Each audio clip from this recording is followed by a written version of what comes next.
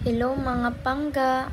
Ang problema ng aking customer ay hindi siya na-murder, kundi naapakan ang kanyang kuko nung naglalaro sila ng basketball. Sobrang sakit, grabe. Napapansin nyo mga pangga yung kanyang kuko? Nangingitim na. Ayan, sinubukan kong buksan. Ayan.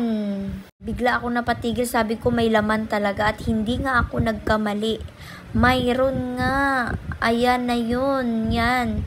Parang may mamumuong dugo o mamumuong dugo na siya. Yan. Nakaranas na ba kayo ng ganyan? Ayan o. Kaya yung kuko niya sobrang nangingitim. Kasi mamumuong dugo na yan. Pag namuna yung dugo or maging nana na, doon na mag-uumpisa yung sobrang kirot. Yung kirot na hindi ka talaga papatulugin sa sobrang sakit. Ito mga kapangga ay hindi lang unang beses na nakapag-opera ako ng ganitong case ng kuko. Kundi pang 3 beses ko na po ito na nakapag-opera ng ganitong klaseng kuko na ganito talaga mismo yung nangyari. Pero ito ngayon ay naagapan at hindi pa po namuo yung dugo. At pinipisil ko ng padahan-dahan lang kasi masakit talaga siya, masakit. Pero sabi ko, kung hanggat kaya mong tiisin, tiisin mo. Palalabasin natin lahat yung nasa loob na mamumuong dugo para wala na, hindi na ma-stuck. Ayan, tingnan nyo po yung kanyang kuko.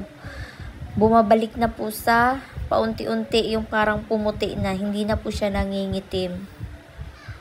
Ayan, naghanap pa ako, kinat ko pa siya ulit or parang pinupush or inaangat ko po yung kuko niya para lalabas pa po lahat yung nasa loob na mamumuong dugo dapat. Ayan, talagang inaangat ko yung kuko niya. Talagang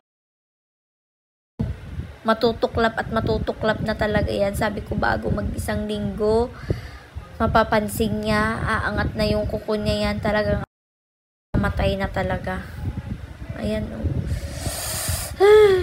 parang habang pinapanood ko, nasasaktan ako na hindi ko alam, hindi ko mawari, na parang nangingilo ako sobra. Kasi as in, sobrang sakit talaga niyan. Pero sabi ko, pasalamat ka dahil naagapan natin. Hindi pa namumuo yung dugo or hindi pa siya naging nana. Kasi pag naging nana, yan siya. As in, sobrang sakit o sobrang kirot talaga yan. Ayan, talagang pinipilit kong buksan or butasin para talagang lumabas lahat yung nasa loob at walang maiwang stock sa loob. Tapos pinipilit ko pisilin yung kuko na hanggat kaya niya lang naman. Dinadahan-dahan ko. Ayan, nag-cut pa ako ulit sa gilid. Kasi parang may napapansin ako na maraming tubig na tumatakbo-takbo dyan sa gilid. Ayan, parang nag-cut ako ng kuko para magkaroon ng butas din ulit dyan. At hindi nga ako nagkamali. Ayan, nung pagtanggal ko ng kuko na yan, dyan may lalabas ulit na maraming